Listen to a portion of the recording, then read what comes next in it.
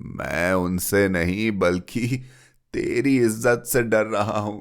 पापा कसमसाए। कौन सी इज्जत? जिसे देखा नहीं जा सकता, जिसे नापा नहीं जा सकता, उसे बचाने की खातिर मैं हार नहीं मानूंगी। अगर आप लोग मेरा साथ नहीं दे सकते तो मैं अकेले पुलिस स्टेशन जा रही हूं। आप सुन रहे हैं कहानी जानी अनजानी पीयूष अग्रवाल के साथ।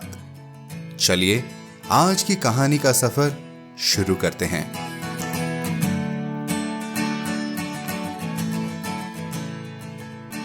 नमस्कार दोस्तों, त्योहारों का सिलसिला बरकरार रखते हुए आप सबको विजयदशमी की बहुत बहुत शुभकामनाएं। आज 15 अक्टूबर अनकही कहानियां में कहानी सबमिट करने की आखिरी तिथि है। जी हां, हमारे पास बहुत सी एंट्रीज आ चुकी हैं और आप भी आज ही भेजें एक अप्रकाशित अनकही कहानी। क्या पता आपकी कहानी ही बन जाए सबकी पसंदीदा। सर्वश्रेष्ठ कहानी को कैश प्राइज के साथ यहां पॉडकास्ट पर फीचर किया जाएगा, तो बिल्कुल भी देर न कीजिए और जानकारी के लिए जाएं piyushagarwal.com पर। मैं आप सभी का शुक्रिया भी अदा करना चाहूंगा जिन्होंने हमारे 75वें एपिसोड की बधाइयां दी और अपने योगदान से सपोर्ट भी किया। हमें लिखते रहिए hello@piyushagarwal.com पर। चलिए आगे बढ़ते हैं। तो आज है दशहरा, बुराई पर अच्छाई की जीत की सीख देता त्योहार। तो क्यों ना हमारी आज की कहानी भी ऐसी ही हो। जी हां, हम लाए हैं मैं चुप नहीं रहूंगी, जिसे लिखा है संजीव जायसवाल उर्फ संजय जी ने। संजीव जी पूर्व IRPS ऑफिसर हैं तथा RDSO के पद से सेवानिवृत्त हैं। इनकी 1100 से अधिक कहानियां व व्यंग प्रकाशित हो चुके हैं। 13 कहानी संग्रह, 12 उपन्यास, 2 व्यंग और 29 चित्रकथाएं। इन्हें भारत सरकार का प्रतिष्ठित भारतेंदु हरिश्चंद्र पुरस्कार 2 बार दिया गया है। इन्हें और भी कई उच्च स्तरीय पुरस्कारों से नवाजा गया है, जिनकी जानकारी आप हमारी वेबसाइट piyushagarwal.com पर जाकर ले सकते हैं। कहानी शुरू करने से पहले एक चेतावनी। आज की कहानी में वयस्क श्रोताओं के लिए वयस्क सामग्री है। कहानी का मकसद किसी को ठेस या मानसिक पीड़ा पहुंचाना नहीं है। ये कहानी काल्पनिक है और किसी भी व्यक्ति, संस्था, समुदाय के साथ कोई भी समानता मात्र एक संयोग है। हम श्रोताओं को अपना विवेक इस्तेमाल करने की भरपूर सलाह देते हैं। इसी के साथ चलिए शुरू करते हैं दशहरा स्पेशल कहानी का सफर।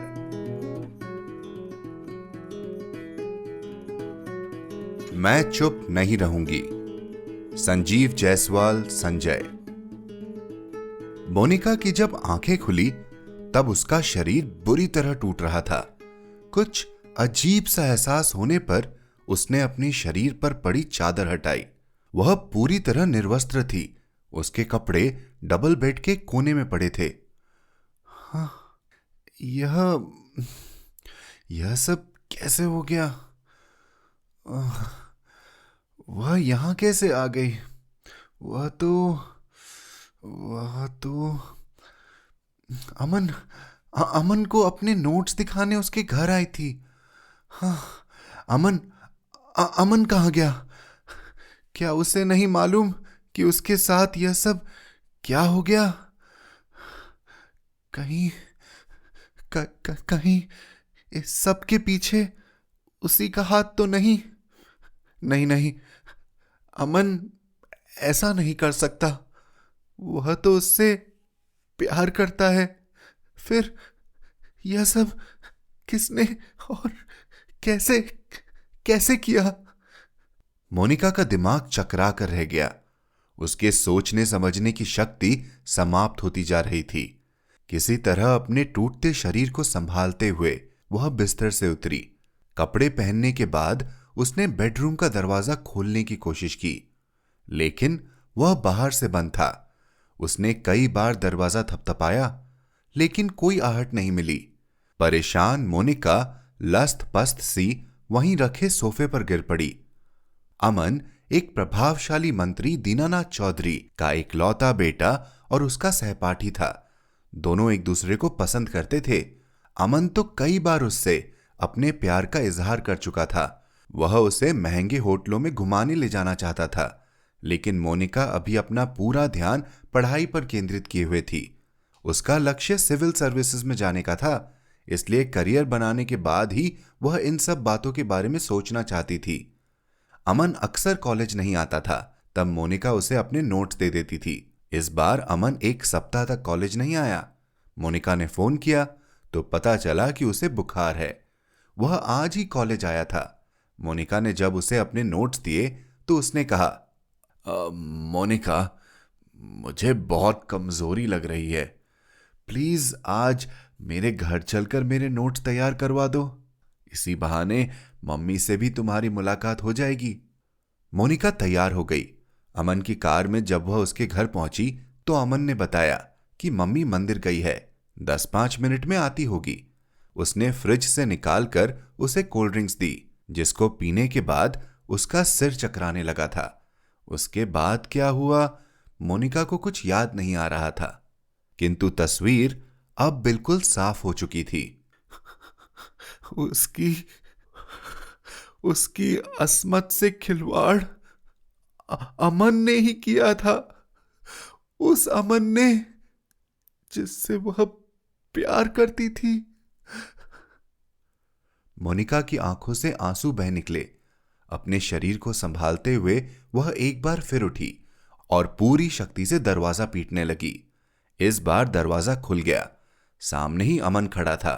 उसकी आंखें नशे से लाल थी। उसे देखते ही मोनिका उसके सीने पर घूंसे बरसाते हुए फपक पड़ी। अमन, यह क्या किया तुमने? प्यार किया है, जी भरकर तुम्हें प्यार किया है। अमन मुस्कुराया। यह प्यार नहीं है, यह पाप है। अरे पगली, यही सच्चा प्यार है जो एक लड़का एक लड़की से करता है। अमन ने मोनिका की ठुड्डी को ऊपर उठाते हुए उसकी कोपलों को चूमा। मोनिका ने अपनी अश्रुपूरित पलकों को उठाकर अमन के चेहरे की ओर देखा, फिर उसके चौड़े सीने पर सिर टिकाते हुए बोली, अमन, अब मुझसे शादी कर लो। जैसे बिजली का झटका लगा हो, अमन ने मोनिका को अपने सीने से अलग कर दिया और उसकी दोनों बाहों को पकड़ते हुए बोला, मैं तुमसे प्यार करता हूं और करता रहूंगा। मेरे पास इतने पैसे हैं कि तुम्हें हमेशा खुश भी रखूंगा, लेकिन यह शादी वादी का ख्वाब देखना छोड़ दो, यह संभव नहीं है। जैसे तुषारपात हुआ हो, मोनिका ने अपने को अमन की बाहों से छुड़ा लिया और भर्राए स्वर में बोली, इसका मतलब तुम पैसों के बल पर मुझे अपनी रखैल बनाना चाहते हो? छी छी, यह तो बहुत गंदा शब्द है। मैं तुम्हें रखेल नहीं बल्कि तुम्हारा करियर बनाना चाहता हूं। मेरे डैडी के इतने कॉन्टैक्ट्स हैं कि मैं तुम्हें जमीन से उठाकर आसमान पर पहुंचा दूंगा। अमन ने मोनिका का हाथ थाम लिया। बहुत बड़ी गलतफहमी है तुम्हें अपने बाप के पैसे और उनके कॉन्टैक्ट्स के बारे में। मोनिका ने एक झटके से अपना हाथ छुड़ा लिया और फुफकारते हुए बोली, तुमने गलत जगह हाथ डाल दिया है। मैं तुम्हें छोड़ूंगी नहीं। पुलिस में तुम्हारे खिलाफ रिपोर्ट लिखवाऊंगी। फिर वही मिडिल क्लास मेंटालिटी। अमन बेशर्मी से मुस्कुराया, फिर बोला, मुझे यकीन था कि तुम कुछ ऐसा ही कर सकती हो, इसलिए मैंने उसका भी प्रबंध कर रखा है। इतना कहकर उसने अपना मोबाइल निकाला और उसे मोनिका की ओर बढ़ाते हुए बोला, इत्मीनान से देख लो, इसमें सारे कांड की वीडियो क्लिपिंग मौजूद है। अगर तुमने कोई भी मूर्खता की तो इसकी कॉपी सबसे पहले तुम्हारे घर वालों के पास पहुंचेगी, फिर पूरे शहर में, उसके बाद अपनी बर्बादी की जिम्मेदार तुम स्वयं होगी। मोनिका ने उस वीडियो क्लिपिंग की एक झलक देखी तो उसके पैरों तले से जमीन खिसक गई। उसे अपनी टांगे कांपती हुई महसूस हुई और वह एक बार फिर उस कमरे में रखे सोफे पर गिर पड़ी। अरे कोई जल्दी नहीं है, इत्मीनान से देख लो, फिर अपना फैसला सुनाना, मैं इंतजार करूंगा। अमन मोबाइल मोनिका के हाथ में थमाकर बाहर चला गया। मोनिका के अंतर्मन में हाहाकार मचा था। उसका रोम रोम कांप रहा था। अपनी बेबसी पर एक बार फिर उसके आंसू निकल आए। वह समझ गई थी कि अब इस अंधेरी सुरंग से बाहर निकल पाना संभव नहीं था। उसे अमन के इशारों पर नाचना ही होगा। उसे अमन की सेक्स स्लेव बनना ही पड़ेगा। Sex slave? मोनिका की सोच को झटका लगा। वह देश की सबसे शक्तिशाली सेवा सिविल सर्विसेज की तैयारी कर रही थी। एक दिन प्रशासन की भागदौड़ थामना उसका सपना था और वह एक गुंडे के सामने हार मान ले। नहीं, वह इतनी कमजोर नहीं है। वह इसका मुकाबला करेगी। उसके साथ जो अन्याय हुआ है उसका प्रतिकार करेगी। मोनिका की धमनियों का खून खौलने सा लगा। उसके जबड़े भींच गए। अपने आंसू पोंछते हुए वह दूसरे कमरे में पहुंची। वहां अमन बहुत इत्मीनान से मेज पर टांगे फैलाए बियर पी रहा था। स्वीटहार्ट, क्या फैसला लिया? अमन ने मुस्कुराते हुए पूछा। फैसला लेना इतना आसान नहीं है, मोनिका ने शांत स्वर में कहा। फिर बोली, अगर हो सके तो इस वीडियो का एक कॉपी मुझे भी दे दो। उसे घर पर इत्मीनान से देखने के बाद ही मैं कोई फैसला ले सकूंगी। वीडियो की कॉपी क्या, मेरी तरफ से तोहफा समझकर तुम यह मोबाइल ही रख लो। वीडियो की मेरे पास दूसरी कॉपी मौजूद है। अमन ने कंधे उचकाए, फिर एक एक शब्द पर जोर देते हुए बोला, तुम्हारी इज्जत अब तुम्हारे ही हाथ में है। मुझे विश्वास है कि तुम सही फैसला ही लोगी। मोनिका ने उसकी बात का कोई उत्तर नहीं दिया और मोबाइल लेकर बाहर निकल आई। घर पर मम्मी पापा उसकी ही प्रतीक्षा कर रहे थे। उसे देखते ही मम्मी ने घबराए स्वर में कहा, बेटा बहुत देर कर दी, कहां रह गई थी? मम्मी, अमन ने मेरे साथ रेप कर दिया है, मोनिका ने बताया। उसका चेहरा इस समय भाव शून्य हो रहा था। क्या क्या कर दिया? मम्मी को अपने सुने पर विश्वास नहीं हुआ। मेरा रेप कर दिया है। मोनिका के होठ यंत्रवत हिले। क्या क्या कहा तूने? क्या कर दिया है? मम्मी को अभी भी अपने सुने पर विश्वास नहीं हो रहा था। कितनी बार बताऊं कि अमन ने मेरा रेप कर दिया है। रेप रेप यानी बलात्कार। मोनिका झल्ला सी उठी। हाय बेहया, बेशरम, बेगैरत, मुंह काला करके आ रही है और बता ऐसे रही है कि बहुत बड़ा इनाम जीत कर आ रही है। यह सब बताते हुए तुझे लज्जा नहीं आई? मम्मी ने रोते हुए मोनिका पर थप्पड़ों की बरसात कर दी। मम्मी, मुंह मैंने नहीं बल्कि अमन ने काला किया है।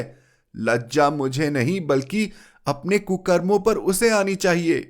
मोनिका ने पीछे हट मम्मी के वार से अपने को बचाया। फिर बोली, मुझे ब्लैकमेल करने के लिए उसने वीडियो भी बनाई है। मैं उसकी एक कॉपी ले आई हूं। वही उसके खिलाफ सबसे बड़ा सबूत होगा। मेरे साथ पुलिस स्टेशन चलिए, मुझे उसके खिलाफ रिपोर्ट लिखवानी है।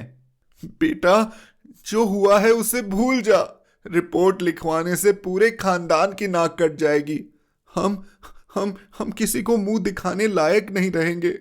मम्मी ने रोते हुए मोनिका को अपने सीने से लिपटा लिया और उसकी पीठ सहलाने लगी। मम्मी, अगर रिपोर्ट लिखवाई तो हम लोग नहीं बल्कि वे लोग किसी को मुंह दिखाने लायक नहीं रहेंगे। नाक हमारी नहीं बल्कि उनकी कटेगी। मोनिका ने अपने को अलग किया। फिर बोली, अगर रिपोर्ट नहीं लिखवाई तो मैं घुट घुट कर जीती रहूंगी। सोते जागते उस अपराध की सजा भुगतूंगी जो मैंने नहीं बल्कि किसी और ने किया है। तू समझती क्यों नहीं? हम लड़की वाले हैं। बदनामी हमेशा लड़की की ही होती है।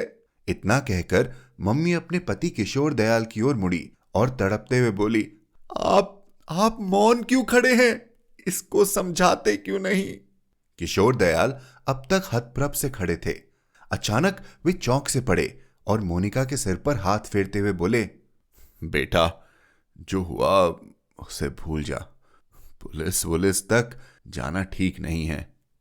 पापा, यह आप कह रहे हैं जिन्होंने मुझे हमेशा अन्याय के खिलाफ लड़ना सिखाया है? मोनिका तड़प उठी। फिर बोली, 6 महीने पहले उचक्कों ने मम्मी की चेन खींच ली थी, तब आप पुलिस के पास गए थे या नहीं? बेटा, चेन लूटने और इज्जत लूटने में फर्क होता है। पापा का दर्द उनके स्वर से छलक आया। क्या फर्क है? क्या फर्क है? मोनिका का स्वर उत्तेजना से कांप उठा। मेरा शील भंग हुआ है। अगर मेरा कोई और अंग भंग हुआ होता, हाथ पैर टूटे होते, तो क्या आप मुझे डॉक्टर और पुलिस के पास नहीं ले जाते? जो तू कह रही है वह सब सच है, मगर वे सब बहुत प्रभावशाली लोग हैं। अमन का बाप कैबिनेट मंत्री है। पापा ने बेबसी से हाथ मले। इसका मतलब आप उनसे डर रहे हैं? मैं उनसे नहीं बल्कि तेरी इज्जत से डर रहा हूं। पापा कसमसाए। कौन सी इज्जत? जिसे देखा नहीं जा सकता, जिसे नापा नहीं जा सकता, उसे बचाने की खातिर मैं हार नहीं मानूंगी। अगर आप लोग मेरा साथ नहीं दे सकते तो मैं अकेले पुलिस स्टेशन जा रही हूं। मैं हर हाल में अमन को उसके किए की सजा दिलवाऊंगी। मैं लड़की हूं यह सोचकर चुप नहीं रहूंगी, मोनिका ने कहा और सधे कदमों से दरवाजे की ओर मुड़ पड़ी। किशोर दयाल ने दरवाजे तक पहुंच चुकी मोनिका को देखा, फिर लड़खड़ाते कदमों से उसके पीछे आते हुए बोले, रुक जा बेटी, मैं तेरे साथ हूं। भावनाओं का तूफान लिए दोनों पुलिस स्टेशन पहुंच गए। पुलिस इंस्पेक्टर ने ध्यान से उनकी बात सुनी, फिर किशोर दयाल की ओर मुड़ते हुए बोले, ये आजकल की पीढ़ी बहुत जल्दी में है। सोचती है कि दुनिया को बदल देने की सारी जिम्मेदारी उनके कंधे पर ही है। भले ही मुंह के बल क्यों ना गिरे, लेकिन रीति रिवाजों को तोड़ेंगे जरूर। मगर आप तो पढ़े लिखे और समझदार आदमी हैं। क्या आपको अंदाजा नहीं है कि आप कितनी बड़ी गलती करने जा रहे हैं? इंस्पेक्टर साहब, गलती हमने नहीं बल्कि अमन ने की है और उसे इसकी सजा मिलनी ही चाहिए। इसलिए आप उसके खिलाफ रिपोर्ट लिखिए। मैडम, समझने की कोशिश करिए।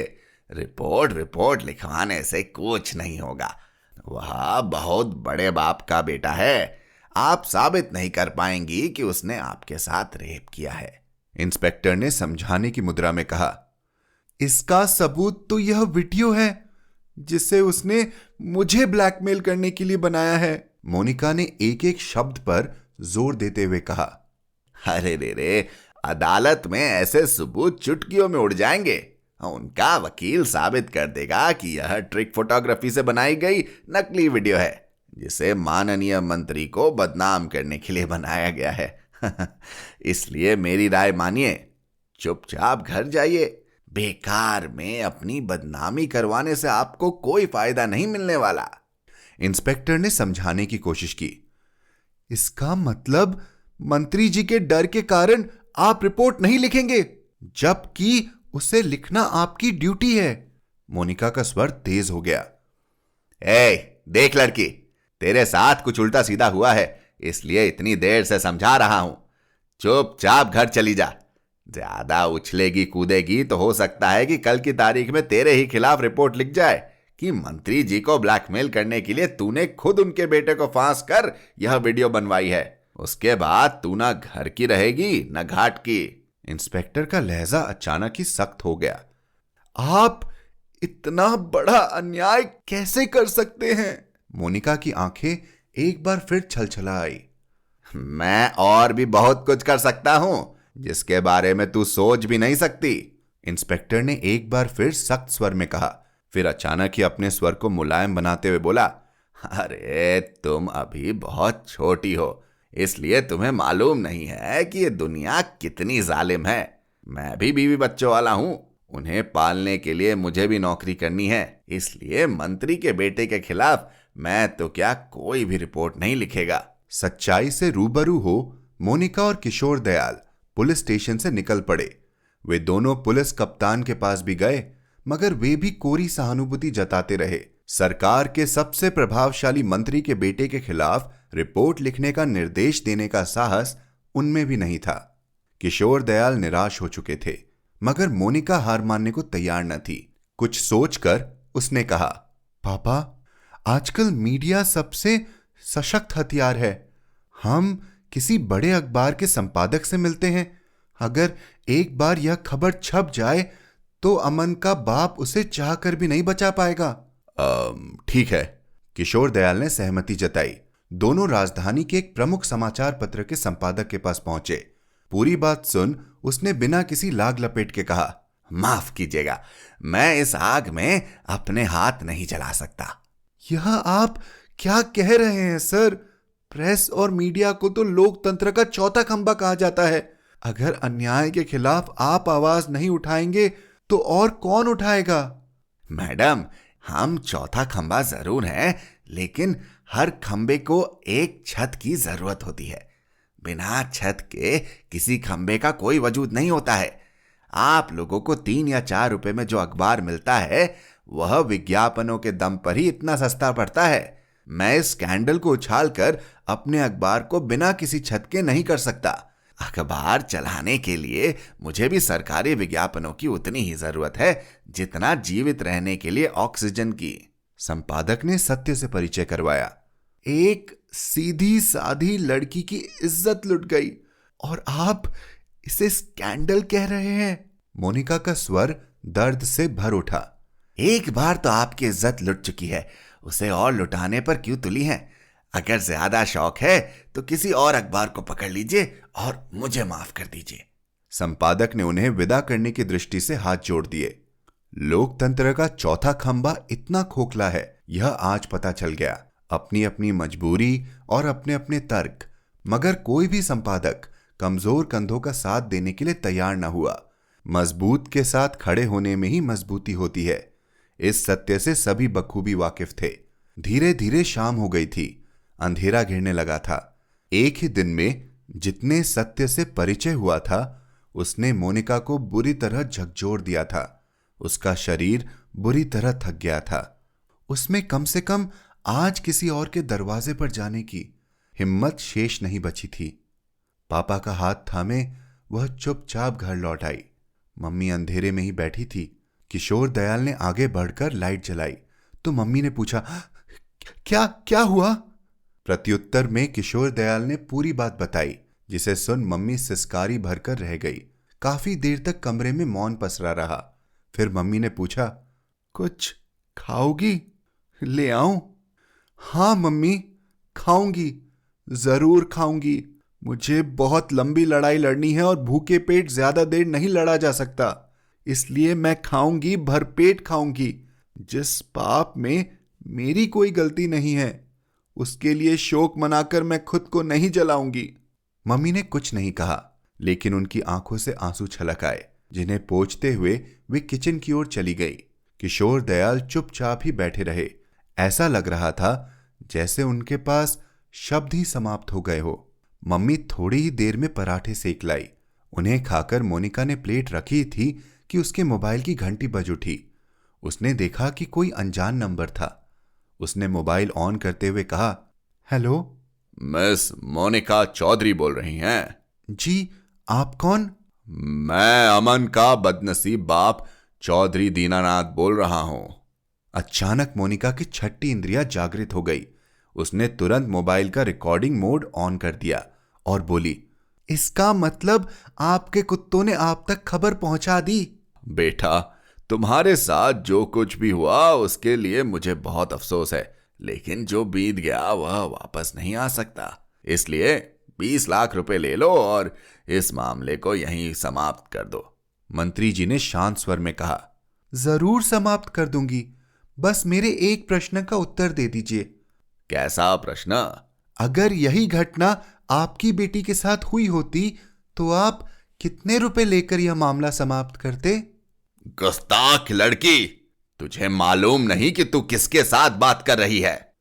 मंत्री महोदय चीख पड़े, अच्छी तरह से जानती हूं कि मैं एक बलात्कारी के बेईमान बाप से बात कर रही हूं। मोनिका का भी स्वर तेज हो गया। तो यह भी जानती होगी कि अगर मैं एक इशारा कर दूं तो तेरी लाश भी ढूंढ नहीं मिलेगी। इसलिए जो दे रहा हूं उसे चुपचाप रख ले और अपना मुंह बंद कर। कल सुबह तक 20 लाख रुपए तेरे घर पहुंच जाएंगे। मंत्री जी दांत पीसते हुए बोले। मोनिका ने बिना कुछ कहे फोन काट दिया। किशोर दयाल पूरी बात समझ गए थे, अतः समझाते हुए बोले, बेटा, वे बहुत प्रभावशाली लोग हैं, उनके खिलाफ कुछ नहीं हो सकता। पापा, मेरे खिलाफ अन्याय हुआ है, मैं चुप नहीं बैठूंगी। तो तुम क्या करोगी? नहीं जानती, मगर मैं चुप नहीं रहूंगी, मोनिका ने कहा और कमरे में चली गई। बिस्तर पर लेटे लेटे वह काफी देर तक सोचती रही, मगर तय नहीं कर पा रही थी कि क्या करे। पुलिस, प्रशासन, मीडिया, कोई भी उसका साथ देने के लिए तैयार नहीं था। तो क्या उसे हार मान लेनी चाहिए? नहीं, वह हार नहीं मानेगी। तो क्या करेगी? इस प्रश्न का उत्तर उसके पास न था। Social media. अचानक एक बिजली सी कौंधी। सोशल मीडिया की शक्ति असीमित है, उसे सोशल मीडिया का सहारा लेना चाहिए। किंतु क्या यह आत्मघाती कदम नहीं होगा? क्या इससे उसकी अपनी आबरू तार तार नहीं हो जाएगी? कहीं वह लोगों के मनोरंजन का पात्र तो नहीं बन जाएगी? पूरी रात मोनिका बिस्तर पर करवटें बदलती रही, मगर सुबह की किरणें फूटते फूटते उसके मन में उजियाले की किरण फूट पड़ी। उसे चोट पहुंची थी, उसकी अंतरात्मा तक में घाव लगे थे, और अपने घाव दूसरों को दिखलाने में कोई बुराई नहीं थी। एक कठोर निर्णय लेते हुए वह बिस्तर से उठ बैठी। लैपटॉप पर उसने अपना फेसबुक अकाउंट खोला और लिखने लगी, सभी साथियों और शुभचिंतकों को अबला कही जाने वाली स्त्री जाति की एक प्रतिनिधि का नमस्कार। मुझे क्षमा करिएगा, आज मैं वह दुस्साहस करने जा रही हूं जो बहुत पहले किया जाना चाहिए था, लेकिन आज तक किसी ने नहीं किया।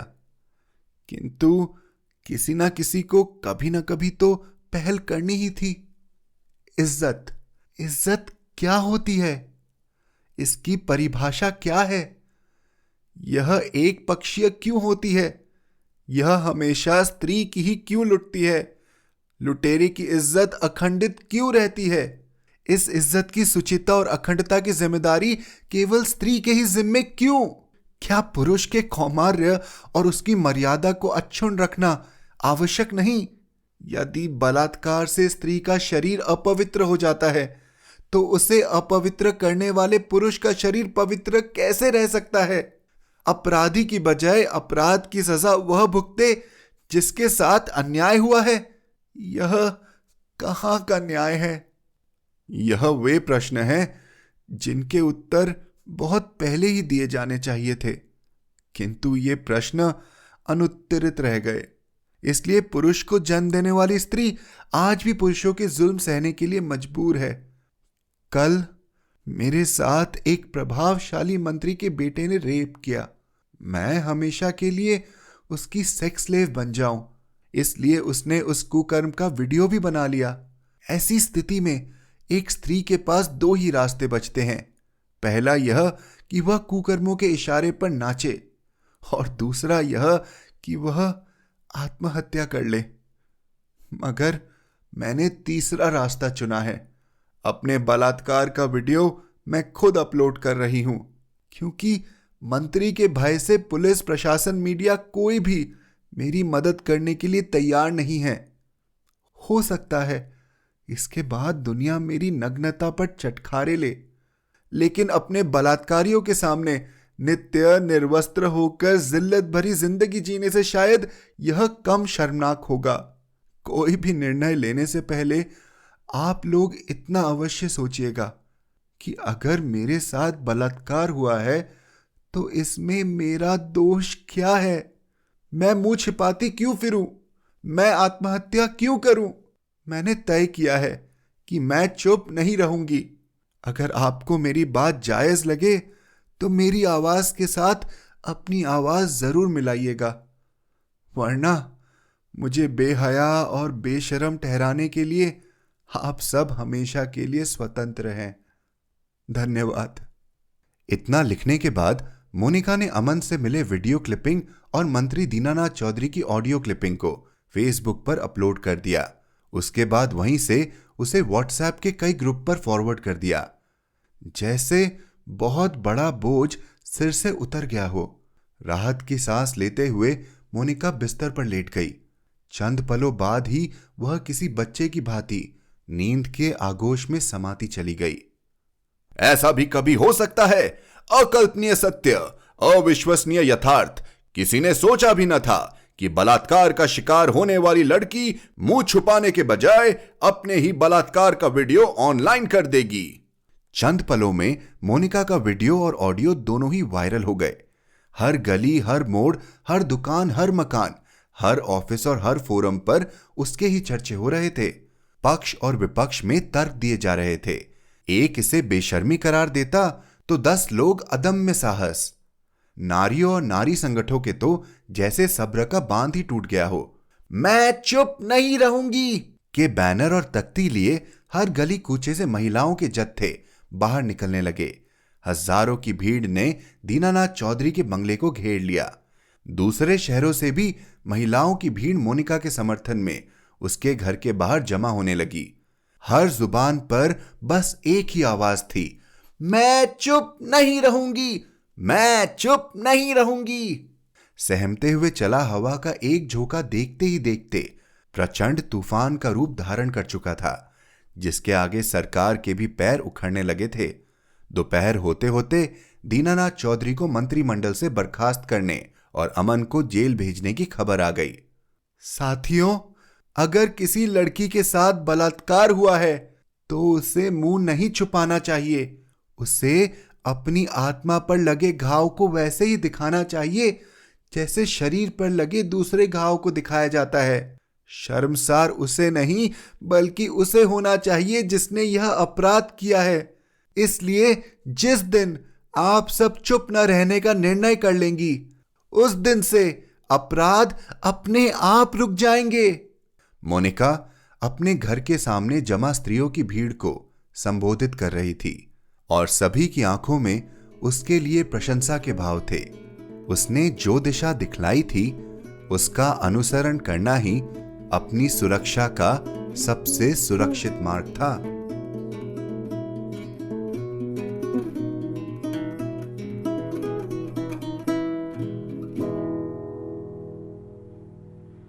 तो दोस्तों, कैसी लगी ये बुराई पर सच्चाई की जीत?